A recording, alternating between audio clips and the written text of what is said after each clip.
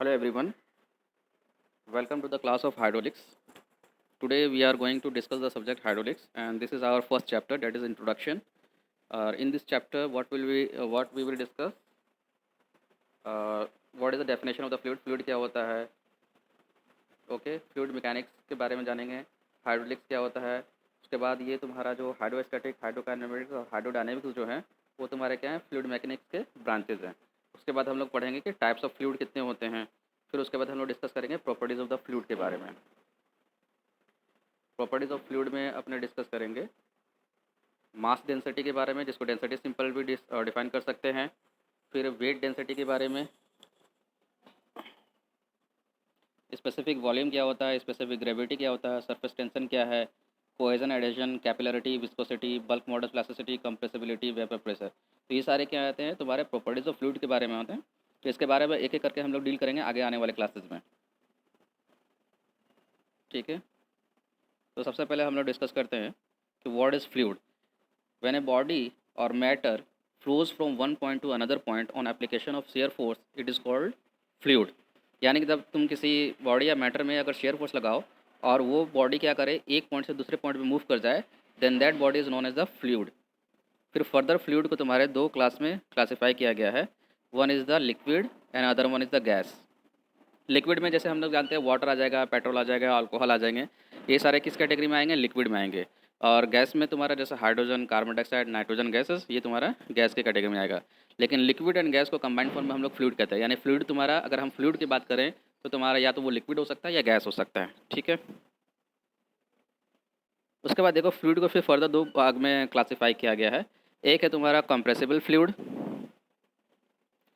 एक है तुम्हारा इनकम्प्रेसिबल फ्लूइड। कंप्रेसिबल फ्लूइड मतलब जब तुम उस पर कंप्रेशन फोर्स लगाओ, कंप्रेस करो, तो उसके वॉल्यूम में चेंजेस आ जाए, तो that fluid is known as the compressible fluid.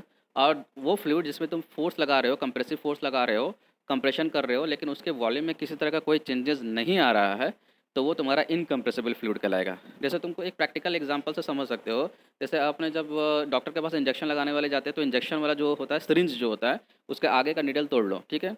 और उसको क्या करो, सिरिंज को पहले खाली रखो।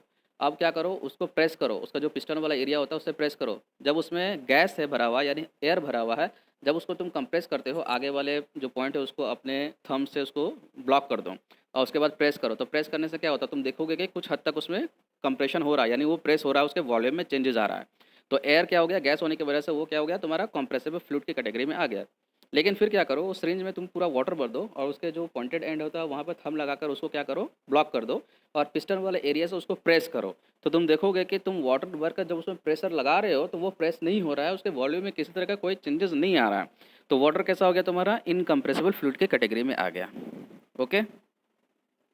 अब हम देखते हैं difference between solid and fluid के बारे में। सॉलिड में क्या बोलता है कि इट हैज़ डिफरेंट शेप।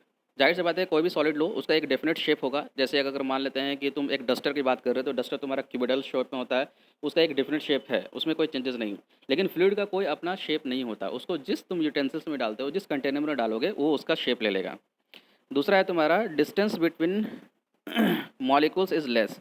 यहाँ पर इंटर मॉलिकुलर डिस्टेंस की बात किया जाता है। हम लोग जानते हैं कि जो भी मटेरियल होता है वो तुम्हारा एटम से मिलकर बना होता है, मॉलिक्यूल से मिलकर बना होता है। तो इनके बीच में जो इंटर मॉलिकुलर जो डिस्टेंस होते हैं सॉलिड के केस में, वो काफ़ी कम होता है। लेकिन यही अगर हम फ्लूइड की बात करें तो उसके बीच में जो इंटर मॉलिकुलर डिस्टेंस होता है कंपेरेटिवली, यानी सॉलिड के कंपेरिजन में, वो क्या होता है, ज़्यादा होता है।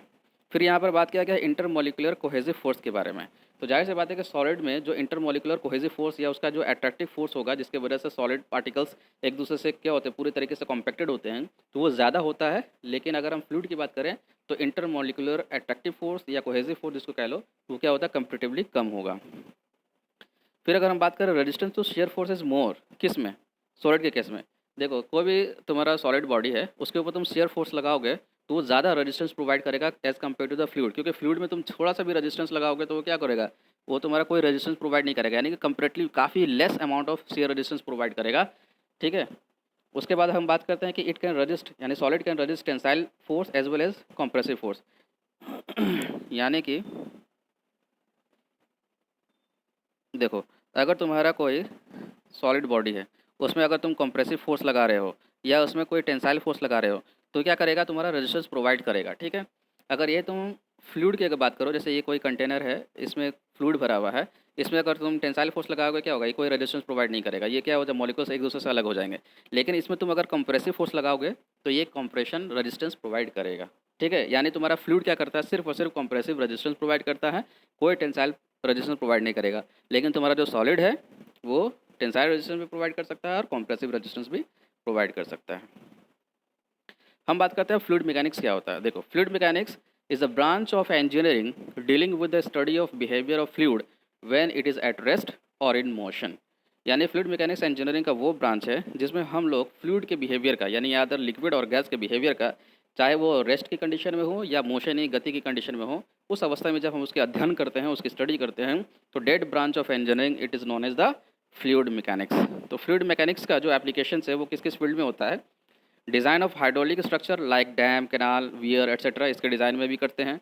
Design of pumps turbines, design of aeroplanes and ships, design of gas turbine and rockets engine, design of flow control devices, design of flow pressure, velocity measuring devices to understand blood circulation in human body. Even हमारे body में जो blood का flow होता है उसकी study के लिए भी हम लोग फ्लूइड मैकेनिक्स ब्रांच का हेल्प लेते हैं। हम बात करते हैं हाइड्रोलिक्स का। हाइड्रोलिक्स में क्या है कि it is a branch of engineering dealing with the study of laws of pressure and practical utility of fluid flow with reference to water. यहाँ पे देखो वाटर आ गया, यानी hydraulics is the branch of engineering dealing with the study of behaviour of water when it is at rest और in motion. देखो, fluid mechanics hydraulics में क्या डिफरेंस हो जाता है। फ्लूइड मैकेनिक्स के अंदर हम लोग फ्लूइड की स्टडी करते हैं, उसके बिहेवियर के रेस्ट या मोशन की कंडीशन में हम लोग स्टडी करते हैं फ्लूइड का, यानी उसमें लिक्विड भी हो सकता है और गैस भी हो सकता है। लेकिन हाइड्रोलिक्स अगर जहाँ पर आ जाए तो हम लोग यहाँ पर सिर्फ और सिर्फ वाटर की बिहेवियर की स्टडी करेंगे, either in the condition of the rest और in the condition of the motion. ये बेसिक डिफरेंस है, ठीक है। और हाइड्रोलिक्स में जो वर्ड बना है हाइड्रो प्लस लिक्स या इक्स कह सकते हैं। हाइड्रो मतलब वाटर होता है, एक्स मतलब स्टडी, स्टडी ऑफ वाटर। हम बात करते हैं फिर फ्लूइड मैकेनिक्स के 3 ब्रांचेज हो जाते हैं। एक होगा तुम्हारा हाइड्रोस्टैटिक, दूसरा हो गया तुम्हारा hydrokinematics and the third one is the hydrodynamics. ठीक है। Application of hydraulics in civil engineering क्या होता है। जैसे वाटर सप्लाई के केस में हाइड्रोलिक्स, इरिगेशन में भी हाइड्रोलिक्स की आवश्यकता पड़ेगी, वाटर पावर जनरेशन में, रिवर डेवलपमेंट में, फ्लड कंट्रोल में। फ्लड कंट्रोल में कैसे, यानी कि जब फ्लड आता है तो उसको क्या क्या सेफ्टी मेजर्स ले सकते हैं, क्या प्रिकॉशंस ले सकते हैं, तो इसके लिए भी हम लोग हाइड्रोलिक्स की ज़रूरत पड़ती है। अब हम लोग फ्लूइड मैकेनिक्स के जो तीनों काइंड है उसके बारे में देख लेते हैं। हाइड्रोस्टैटिक क्या है। देखो, हाइड्रोस्टैटिक हाइड्रोस्टैटिक क्या है। Hydrostatic is the branch of fluid mechanics dealing with the behaviour of fluid when it is at rest. जब तुम्हारा फ्लूइड आइदर लिक्विड और गैस रेस्ट के कंडीशन में है तो उसके बिहेवियर की स्टडी अगर हम करेंगे तो वो किस में आएगा, हाइड्रोस्टैटिक के कंडीशन में आएगा। जैसे एग्जांपल में ले लो, water pressure on gates of the dam. देखो, जब डैम कंस्ट्रक्ट करते हैं तो रिजर्वायर वाले पार्ट में तुम्हारा क्या होता है, वाटर वहाँ पर होता है, और रिजर्वायर वाले पार्ट में जब वाटर तुम्हारा फिल होता है तो वो क्या करता है, गेट पे प्रेशर लगाता है। तो वाटर जो है रिजर्वायर वाले पार्ट में तुम्हारा फ्लो नहीं होता है, वो स्टैटिक कंडीशन में रहता है, और वो स्टैटिक कंडीशन में होते हुए तुम्हारे डैम्स के गेट में जो प्रेशर लगाएगा तो उसको हम लोग कहेंगे हाइड्रोस्टैटिक के अंदर हम लोग कंसिडर करेंगे। फिर उसी तरीके से water pressure on sides of the bottom of the water tank. देखो, वाटर टैंक में क्या होता है, तुम्हारा वाटर फिल होता है तो वो क्या वो फ्लो होता है, नहीं, वो तुम्हारा स्टैटिक कंडीशन में होता है, तुम्हारा टैंक में फिल रहता है। तो उस कंडीशन में तुम्हारा वाटर टैंक के जो वॉल पे जो प्रेशर एग्जर्ट करेगा तो वो किस कैटेगरी में आएगा, हाइड्रोस्टैटिक की कैटेगरी में आएगा। अब हम बात करते हैं हाइड्रोकाइनेमेटिक्स के बारे में। देखो, हाइड्रोकाइनेमेटिक्स में क्या है कि hydrokinematics is a branch of the fluid mechanics dealing with the behaviour of fluid when it is in motion. Motion का आ गया, लेकिन क्या लिखा, without reference to the force responsible for flow. यानी कि देखो, हाइड्रोकाइनेमेटिक्स में हम लोग फ्लूइड का अध्ययन करेंगे लेकिन वो मोशन के कंडीशन में होगा, लेकिन इसमें हम लोग जो फोर्सेस रिस्पॉन्सिबल है फ्लो के लिए, मोशन के लिए, उसके बारे में हम लोग अध्ययन नहीं करेंगे। यानी कि तुम्हारा हाइड्रोकाइनेमेटिक्स क्या हो गया कि it is the branch of the fluid mechanics which deals with the behaviour of the fluid when it is motion but without reference to the forces responsible for flow. जैसे एग्जांपल के तौर पे हम क्या लेंगे, study of velocity of water. Velocity of water की study ले लो, या एक्सलेरेशन ऑफ द वाटर की स्टडी को हम ले लें, तो ये सब किस में आ जाएगा, तुम्हारा हाइड्रोकाइनेमेटिक्स में आ जाएगा, क्योंकि हम लोग इसमें जो इसके मोशन के लिए फोर्सेस रिस्पॉन्सिबल है उसके अध्ययन नहीं कर रहे हैं, उसको कंसीडर नहीं कर रहे हैं, तब वो कैटेगरी होगा हाइड्रोकाइनेमेटिक्स का। फिर अगर हम बात करें हाइड्रोडायनेमिक्स में क्या आ जाता है। देखो हाइड्रोडायनेमिक्स के केस में हो जाएगा कि hydrodynamics is the branch of the fluid mechanics dealing with the behaviour of the fluid when it is in motion with reference to the forces responsible for the flow.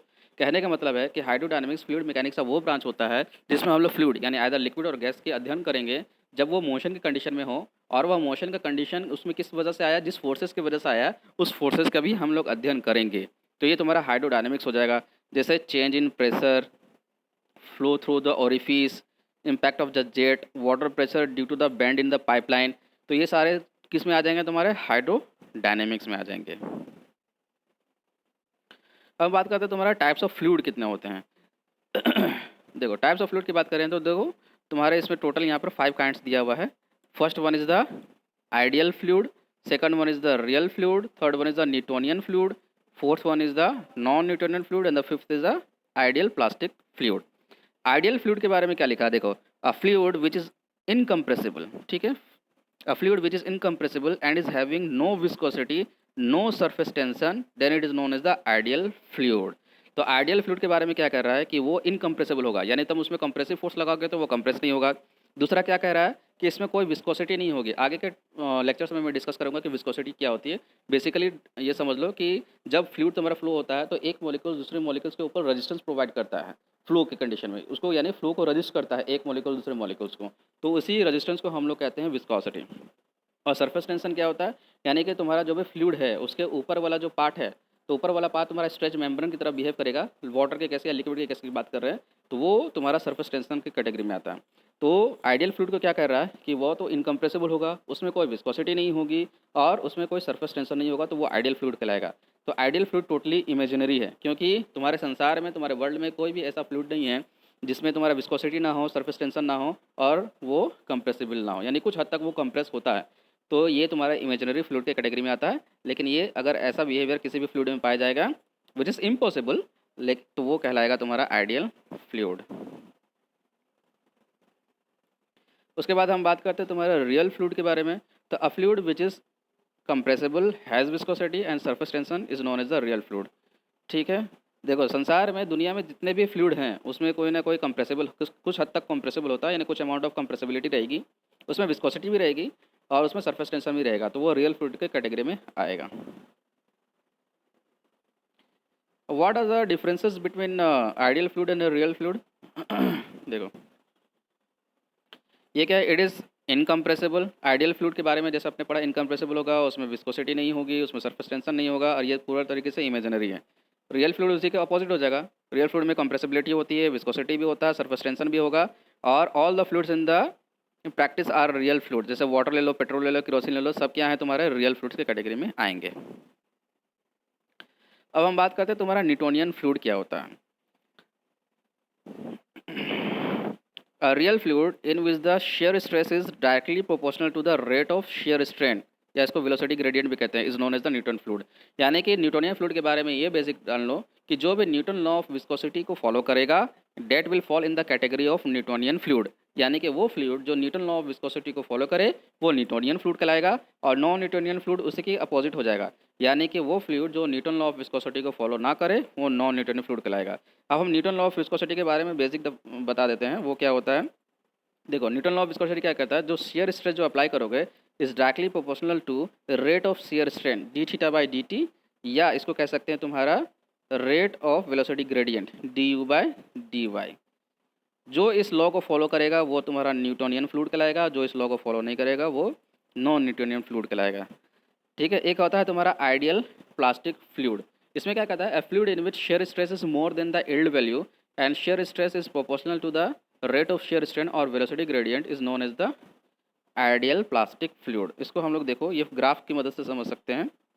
सबसे पहले देखो ये जो है यहाँ पर तुम्हारा शेयर स्ट्रेस को दर्शाया गया है वाई एक्सेस पे, और एक्स एक्सेस पे तुम्हारा क्या है shear strain d u by d y या d v by d y लिख लो या d theta by d t लिख सकते हैं। तो ये देखो ये क्या है, यहाँ पर देखो ये जो पहला वाला जो हम लाइन दिखा रहे हैं ये तुम्हारा न्यूटोनियन फ्लूइड कहलाएगा। Shear stresses directly proportional strain होता है, sorry shear stress directly proportional shear strain होगा। फिर यहाँ पर ये देखो ये नॉन न्यूटोनियन है क्योंकि इसमें लीनियर रिलेशन नहीं है शेयर स्ट्रेस और शेयर स्ट्रेन में। लेकिन ये वाला जो बात कर रहे हैं इस फ्लूइड का, ये भी तुम्हारा स्ट्रेट लाइन है, ये तुम्हारा न्यूटन लॉ ऑफ विस्कोसिटी को फॉलो करता है लेकिन इसमें जब शेयर स्ट्रेस लगाएंगे कुछ हद तक ये रेजिस्टेंस प्रोवाइड करेगा, उसके बाद जब जाके ये तुम्हारा लीनियरिटी शो करेगा, तो ये तुम्हारा आइडियल प्लास्टिक फ्लो कहलाएगा। और सिर्फ जो फ्लूइड इस पे फ्लो होगा इसको कहेंगे हम आइडियल फ्लूइड। और आइडियल फ्लूइड तुम्हारा क्या होता है, एग्जिस्ट नहीं करता। लेकिन एक्स एक्सिस पे होगा क्या इसमें, यानी कि zero shear stress. Zero shear stress मतलब कि उसमें कोई रेजिस्टेंस नहीं है, यानी कोई विस्कोसिटी नहीं है, तभी वो फ्लो कर रहा है, तो वो तुम्हारा आइडियल फ्लूइड की कैटेगरी में आएगा।